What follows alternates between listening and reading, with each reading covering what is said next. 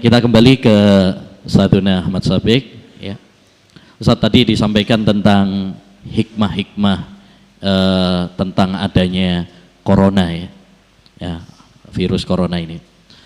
Ada yang bilang virus ini adalah azab ya. Ada yang bilang ini adalah rahmat, ujian bagi kita semuanya. Yang benar yang mana ini Ustaz? Apakah ini memang azab bagi kita semuanya, ataukah ini adalah ujian ya bagi manusia supaya mereka sabar dan sebagainya? Mungkin bisa dijelaskan Ustaz. Fadhal.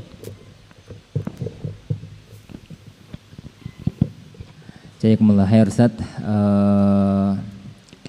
Sebagai insan beriman yang kita itu dalam menghadapi apapun yang terjadi di alam semesta ini, baik terjadi pada diri kita sendiri maupun terjadi pada lingkungan sekitar kita atau kita mendengar beritanya, maka kita selalu memandangnya dari dua sisi. Sisi yang pertama sisi syar'i, sisi yang kedua sisi kauni qadari. Sisi syar'i itu yang langsung kaitannya dengan Allah Subhanahu wa taala, dengan masalah keimanan, ketaatan, kemaksiatan maupun yang lain. Yang kedua itu kaitannya dengan hukum kausalitas dunia, hukum sebab akibat yang ada di muka bumi ini.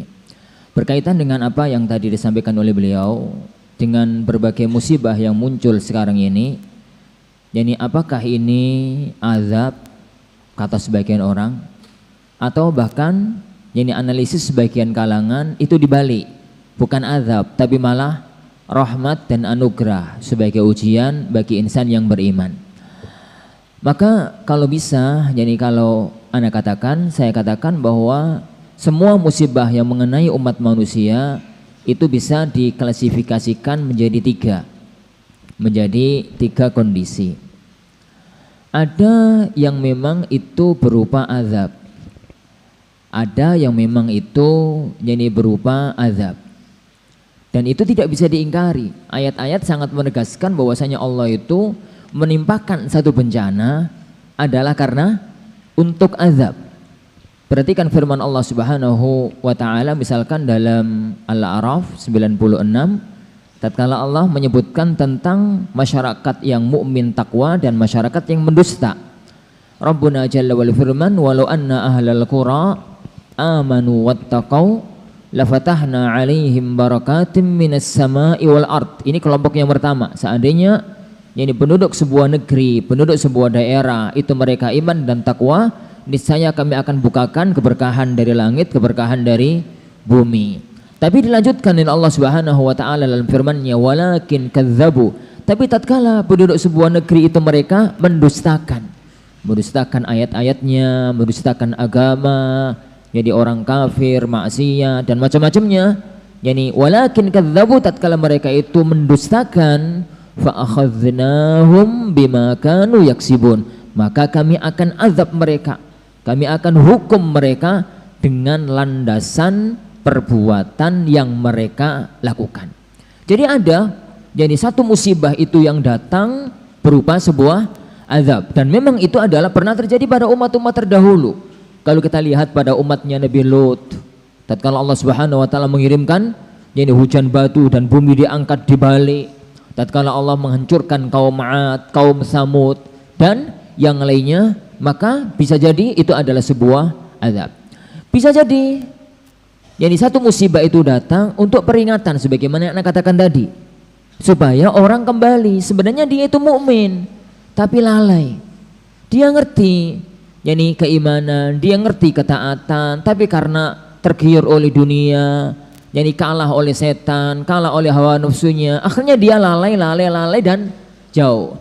Allah sayang kepada dia, daripada nanti dia itu Allah hukum di akhirat, Allah hukum di neraka.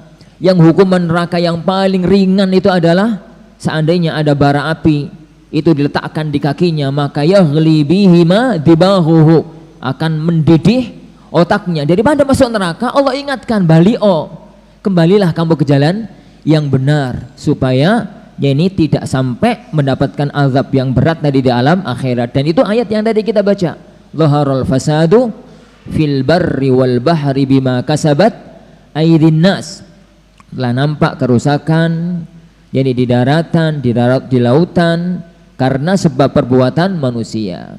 Jadi liyudhiqahum ba'dalladzi amilu. Allah Subhanahu wa taala memberikan kerusakan-kerusakan itu, banjir, bencana, musibah, penyakit, wabah dan macam-macam. Jadi Allah itu menimpakan atas sebagian amal perbuatan mereka, tujuannya memberi peringatan, la'allahum yarji'un, agar mereka itu mau, agar mereka itu mau kembali. Dan itu ada yang berupa peringatan. Yang ketiga, dan ini adalah kelompok yang paling bagus. Sebuah musibah apapun itu namanya, itu terkadang Allah timpakan adalah ujian bagi insan yang beriman, untuk menghapus dosa-dosanya, untuk meninggikan derajatnya. Jadi untuk menghapus dosa-dosanya, untuk meninggikan derajatnya. Dalam sebuah hadis yang masyhur, Rasulullah sallallahu alaihi wasallam bersabda, "Ma min muslimin yusibuhu adza." Tidak ada seorang muslim pun yang terkena adza, terkena sesuatu yang menyakitkan, musibah, bencana, sakit, mara bahaya atau yang lainnya, illa hattallahu lahu sayyiatihi kama tahuttu syajaratu waraqaha, kecuali Allah akan menggugurkan dosa-dosanya sebagaimana pohon itu menggugurkan dedaunannya. Bahkan ada satu hadis yang perlu untuk kita renungkan dalam masalah ini. Sebuah hadis yang diriwayatkan oleh Imam Ahmad, Abu Dawud dan yang lainnya, disahihkan oleh Syekhul Albani rahimahullahu taala. Rasulullah sallallahu alaihi wasallam bersabda, "Idza sabaqat lil 'abdi minallahi manzilah." Apabila Allah telah menetapkan pada seorang hamba dia akan mendapatkan kedudukan tinggi nanti di surga. Apabila Allah telah menetapkan di takdirnya, di lauhil mahfudnya, bahwasanya seorang hamba ini nanti Allah akan tetapkan mendapatkan kedudukan yang mulia di alam surganya. Tapi lam yablugha bi amali. Sayangnya sang hamba ini amalnya gak nutut, gak nyampe kalau harus mendapatkan kedudukan setinggi itu. Padahal Allah telah menakdirkannya, dia akan mencapai kedudukan surga VIP misalnya. Tapi kelasnya amalnya, delok salate, dilihat puasane, dilihat taklime, ngono kok gak nyampe me ekonomi. Bagaimana caranya biar nyampe? Allah Subhanahu wa taala ibtalahu Allahu fi jasadihi au fi malihi au fi waladihi. Allah akan menguji dia mendapatkan musibah pada fisiknya, badannya. Terkadang ujian itu pada harta bendanya, ekonominya hancur. Terkadang ujian itu pada anaknya sakit atau apa gitu.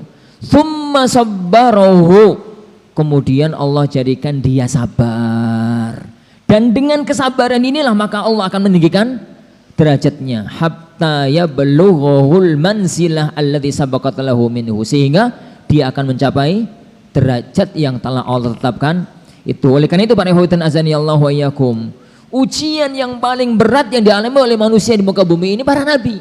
Inna asyaddan nasi bala'an al-anbiya thumma al-amthal fal-amthal. Yani ujian yang paling berat itu adalah ujiannya para nabi, kemudian semisalnya. Dalam hadis yang lain Rasulullah SAW mengatakan, innallaha idza ahabba qauman ibtalahum. Allah itu apabila mencintai sebuah kaum, Allah akan menguji mereka. Jadi kesimpulannya, ini azab ataukah ini itu ujian dan musibah, tergantung kepada kondisi. Siapa yang Allah Subhanahu wa taala timpakan penyakit ini, bisa jadi itu adalah sebuah azab bagi kaum-kaum durjana. Yani orang-orang yang mengingkari Allah Subhanahu wa taala, orang-orang yang nyombong di hadapan Allah Subhanahu wa taala, kibriya di hadapan Allah Subhanahu wa taala. Bisa jadi itu adalah peringatan bagi orang-orang mukmin, orang-orang beriman, orang mukmin, orang muslim yang nyimpang jalannya. Tapi bisa jadi ini adalah anugerah dari Allah untuk kaum yang beriman, yang saleh, ahli taat, untuk Allah gugurkan dosa-dosanya dan Allah Subhanahu wa taala tinggikan derajatnya. Salah satu yang mungkin sudah sering beberapa hari ini disampaikan oleh para asatidzah bahwa penyakit taun, at-taunu syahadatun likulli muslim. Penyakit taun itu bisa jadi jalan syahidnya seorang muslim. Wallahu a'lam.